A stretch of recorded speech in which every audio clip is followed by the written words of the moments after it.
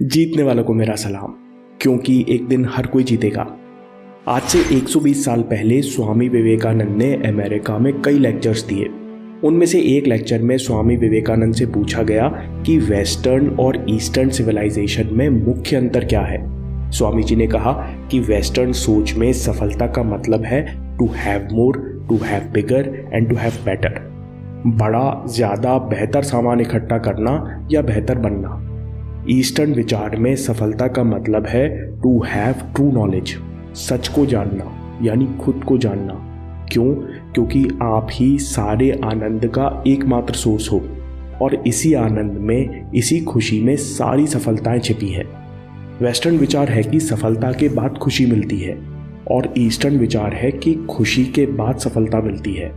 अब धीरे धीरे न्यूरोसाइंटिस्ट और साइकोलॉजिस्ट भी इस तथ्य को मानने लगे हैं कि सफलता से खुशी नहीं आती, बल्कि खुशी से सफलता आती है।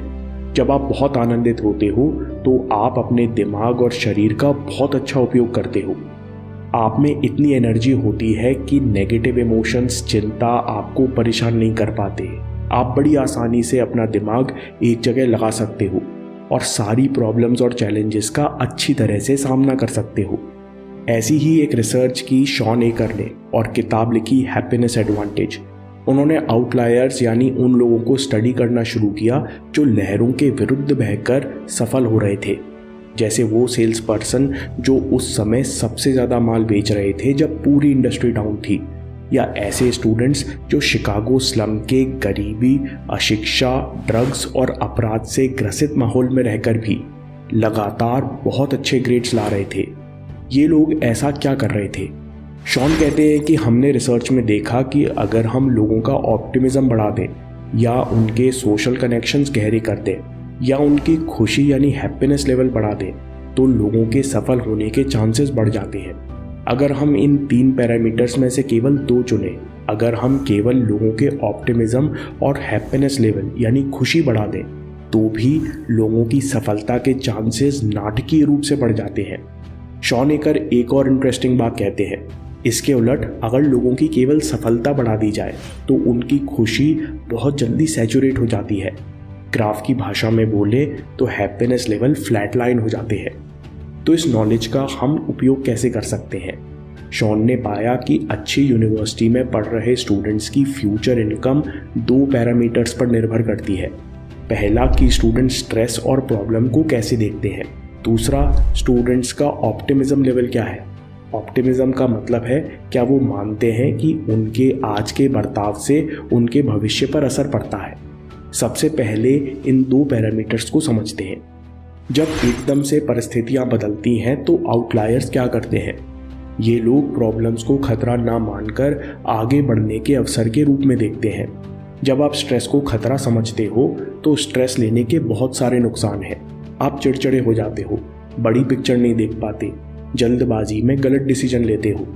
लेकिन अगर आप ये समझो कि सचेत रहते हुए स्ट्रेस का फ़ायदा भी उठाया जा सकता है, जैसे जब आप तनाव में आते हो तो आपका फोकस एक जगह लग जाता है, आप एकाग्र हो जाते हो, आप थोड़े एग्रेसिव, निडर और डिसाइसिव भी हो जाते हो। आप चीज़ों को प्रायोरिटाइज भी करने लगते हो जो शायद आपने अभी तक नहीं की थी।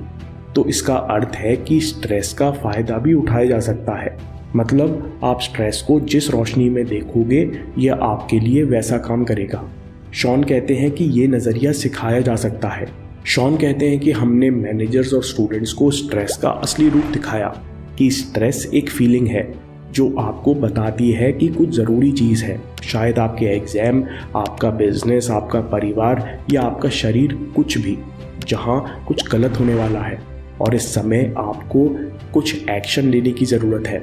अगर आप सचेत होकर इस फीलिंग को देखते हो तो ये फीलिंग्स स्थायी नहीं होती, आपको मैसेज देकर फिर चली जाती हैं। शॉन कहते हैं कि लीडर्स इस मैसेज का उपयोग करते हैं और जो भी छोटे बड़े एक्शन उस समय लिए जा सकते हैं वो लेते हैं। इससे लीडर्स कंट्रोल महसूस करते हैं और जब आप कंट्रोल महसूस करते हो तो आपका मन शांत हो जाता है। लीडर्स स्ट्रेस की फीलिंग के प्रति हमेशा सचेत रहते हैं।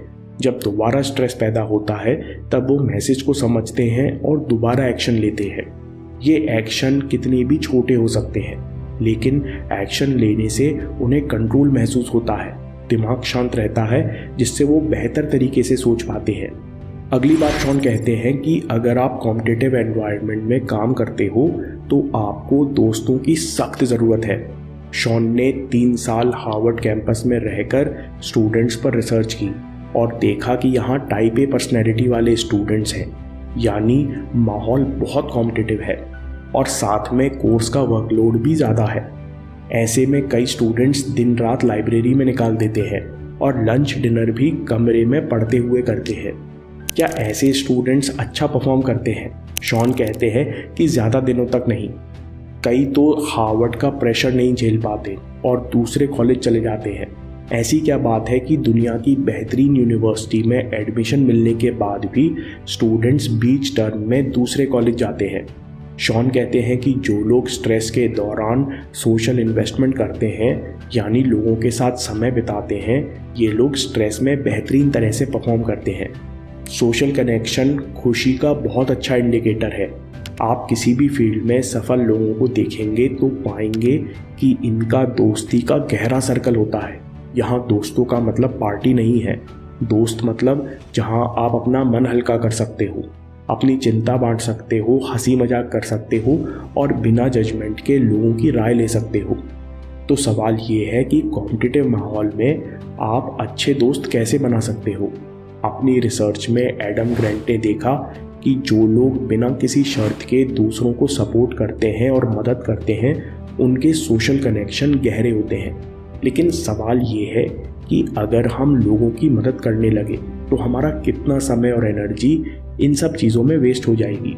शॉन कहते हैं कि 5 मिनट फेवर का उपयोग कीजिए पूरी ईमानदारी से कि आज मैं किसी के काम आऊँगा और मुझे बदले में कुछ नहीं चाहिए। इस भावना के साथ हर दिन 5 मिनट किसी के लिए समय निकालिए। आपको वो एनर्जी और इमोशंस महसूस होंगे जो शायद आपने महीनों महसूस ना किए हो। शॉन कहते हैं कि लोगों को छोटी छोटी जीत पर फोकस और खुशी महसूस करना सिखाया जा सकता है। जो लोग छोटी छोटी जीत पर फोकस करते हैं वो खुश रहने की आदत बना लेते हैं। असल में उनका दिमाग जीत के पैटर्न्स ढूंढना सीख लेता है। कैसे? आपको गोल्स पूरे होने का इंतज़ार नहीं करना है, बल्कि उन मीनिंगफुल एक्शंस या हरकतों को करना है जो आपका मेंटल स्टेट बदल सकते हैं। जैसे हर दिन एक थैंक यू मैसेज लिखकर अपने दोस्त या कलीग को भेजो। लिखना ज़रूरी है। रिसर्च ने पाया कि अगर आप मैसेज नहीं भी भेजते तो भी इस प्रैक्टिस का आपको पूरा लाभ मिलता है। उसी तरह ग्रेटिट्यूड प्रैक्टिस भी काम करती है। शॉन ने ये प्रैक्टिस फेसबुक, माइक्रोसॉफ्ट और कई कंपनीज में काम कर रहे लोगों के साथ करवाई और बेहतरीन रिजल्ट पाए। आप कहोगे कि ये सारी बातें अच्छी हैं लेकिन करने में नहीं आ पाती, क्योंकि हर दिन ओवर थिंकिंग में निकल जाता है या किसी न किसी काम में बिजी हो जाते हैं। शॉन कहते हैं कि ये बहाना हर बड़ी कंपनी में काम करने वाले मारते हैं कि जी हमारे पास तो समय नहीं है। तो शॉन कहते हैं कि आप बस पहले से इतनी तैयारी कर लो कि जिससे आपका काम शुरू करना केवल 20 सेकंड आसान हो जाए।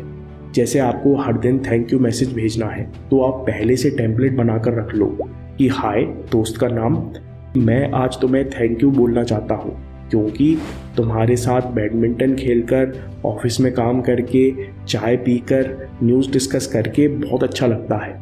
तुम्हारी पॉजिटिव एनर्जी से काफ़ी प्रेरणा मिलती है और तुम बड़े यूनिक आइडिया सोच सकते हो। हर दिन अपने क्लोज सर्कल को थैंक यू नोट भेजना मैंने शॉन एकर की किताब से अपनाया है।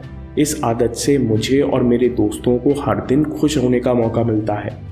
आपको बस बीच में मैसेज वाला पार्ट भरने में 2 मिनट लगते हैं और ये 2 मिनट हर दिन आपकी जीत है।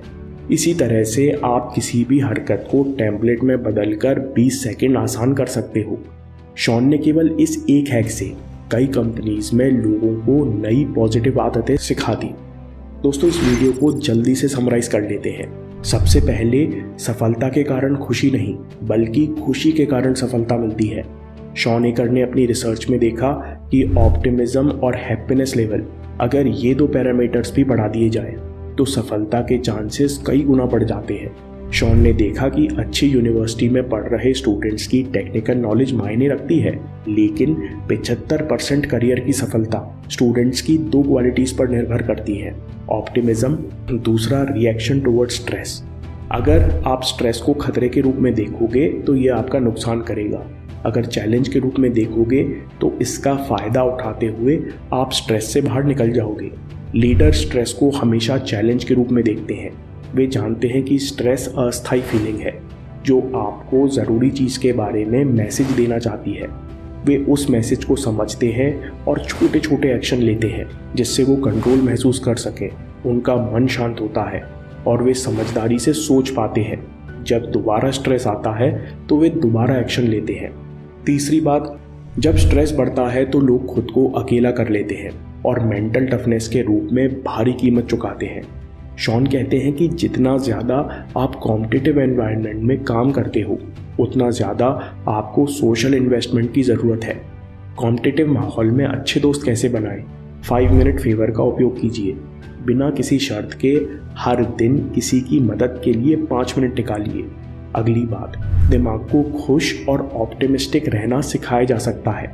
अगर आप हर दिन छोटी छोटी चीज़ों में खुशी ढूंढेंगे और छोटी छोटी चीज़ों में जीत देखेंगे तो दिमाग को ये पैटर्न्स अपने आप दिखने लगेंगे। लेकिन इसे सीखा कैसे जाए? छोटे छोटे एक्शंस पर फोकस करके जो आपका मेंटल स्टेट बदलते हैं, जैसे हर दिन ग्रेटिट्यूड प्रैक्टिस करना या किसी को थैंक यू नोट व्हाट्सएप करना। कोई भी अच्छी आदत दोहराने के लिए आप उसे टेम्पलेट में बदलकर 20 सेकंड आसान बना सकते हैं। दोस्तों, अगर आपको ये वीडियो पसंद आया तो हम बार बार क्यों रुक जाते हैं? अपनी कंसिस्टेंसी बढ़ाने के प्रैक्टिकल तरीकों पर वीडियो देखिए या बात के लिए सेव कर लीजिए। आपके समय से कोई वीडियो, कोई ऐप, कोई न्यूज़ कीमती नहीं है। मैं काम के किस्से लाता रहूँगा। हिम्मत, हरकत, होशियारी, हम जीतेंगे।